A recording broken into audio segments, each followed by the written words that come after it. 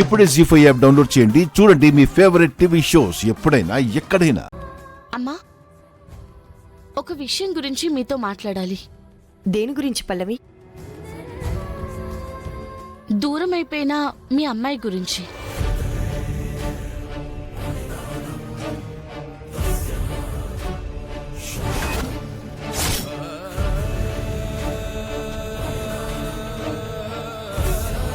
Mummy, Gundamma కూతురు గురించి మాట్లాడుతుంది.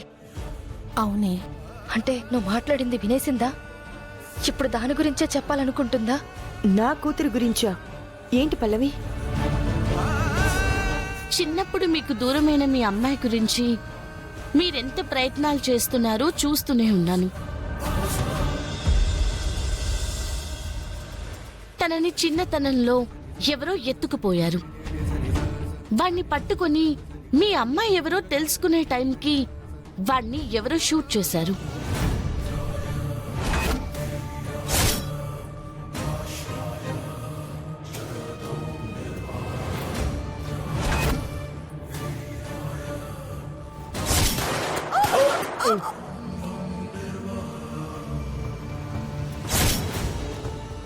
అవునమ్మా, ఆ తర్వాత స్కెచ్ ఆర్టిస్ట్ వచ్చాడు. మీ అమ్మాయి ఫోటో గీశాను, తీసుకొస్తున్నాను అన్నాడు. కానీ వచ్చే దారిలోనే అతనికి యాక్సిడెంట్ అయిపోయింది.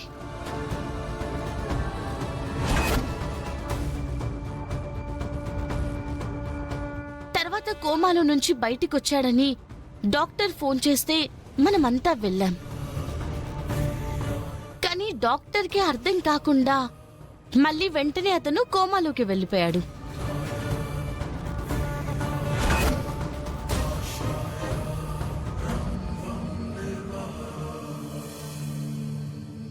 అవును, నిజంగా మళ్ళీ కోమాలోకి వెళ్లకుండా ఉండుంటే ఈ పాటికి మా కూతురెవరో తెలుసుండేది.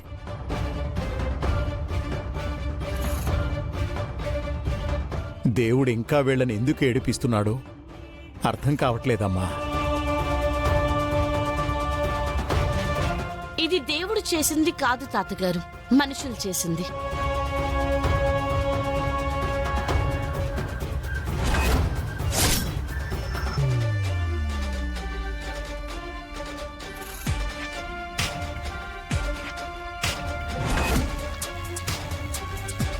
ఎవరో కావాలని మీ అమ్మాయి ఎవరో మీకు తెలియకుండా ఉండడం కోసమే ఇదంతా చేస్తున్నారు అనిపిస్తుంది.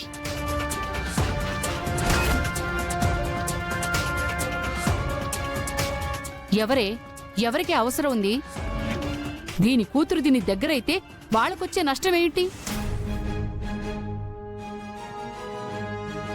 వాళ్ళెవరో వాళ్ళకొచ్చిన నష్టమేంటో తెలిస్తే నేనే వాళ్ళని నిలదీసేదాన్ని. నీకొచ్చిన అనుమానమే నాకు ఉంది పల్లవి. అయితే ఈ విషయం పోలీసులకు కొంచెం గట్టిగా చెప్పి ఎంక్వైరీ చేయమనమ్మా.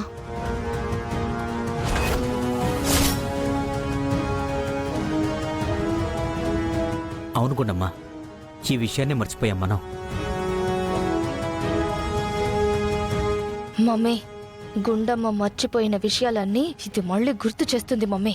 పోలీసులకు చెప్పి ఎంక్వైరీ చేయిద్దాం అనుకున్నాం.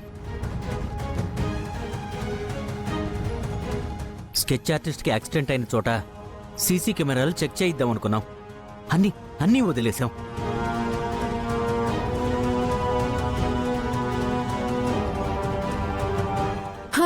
బావగారు, ఇప్పుడు ఈవిడగారు గుర్తు చేసింది కదా, మీ ఫ్యాషన్ షో గురించి మర్చిపోయి ఈ పనులన్నీ పక్కన పెట్టేసి ముందు ఆ పని మీద ఉండండి.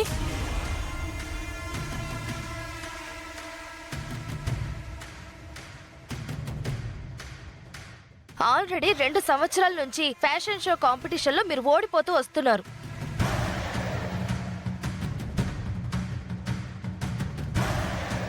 ఇక ఈ కాంపిటీషన్లో కూడా ఓడిపోతే ఆదిత్య గారి పని అయిపోయిందని అందరూ అనుకుంటారు.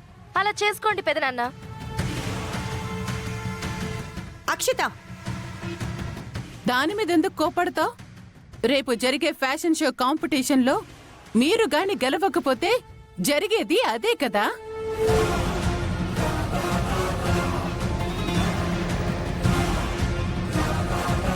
అయినా నువ్వేంటే నీకేవి పని పాట లేదా?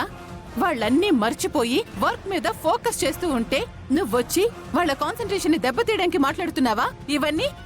అలా కాదండి. ఏం కాదు, కూతురు కోసం ఏం చెయ్యాలో మా పెద్దమ్మకి తెలీదా? నువ్వు సలహా చెప్పాలా?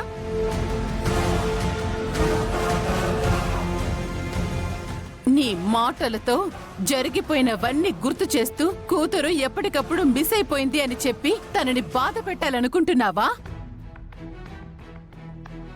నీ పన్ను చూసుకో, వెళ్ళెక్కడి నుంచి.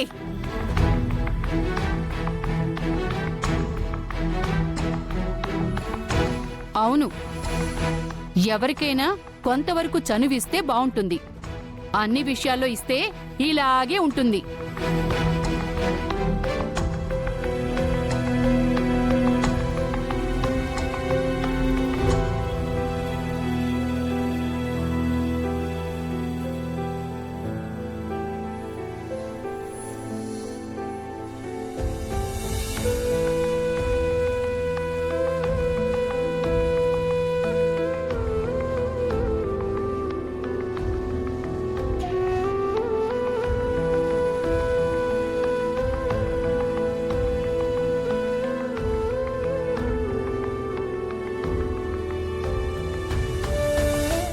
ఏంటండి పల్లవి విషయంలో ఈ మధ్య అత్తయ్య గారి వర్షన్ మారినట్టు అనిపిస్తుంది? అలాంటిది ఉండదు. అమ్మకు కూడా మన కూతురెవరో తెలియాలనే ఉంది. అట్ ద సేమ్ టైం వచ్చే ఫ్యాషన్ షో కాంపిటీషన్లో మనం గెలవాలని ఉంది కదా, అందుకే అలా మాట్లాడుంటుంది.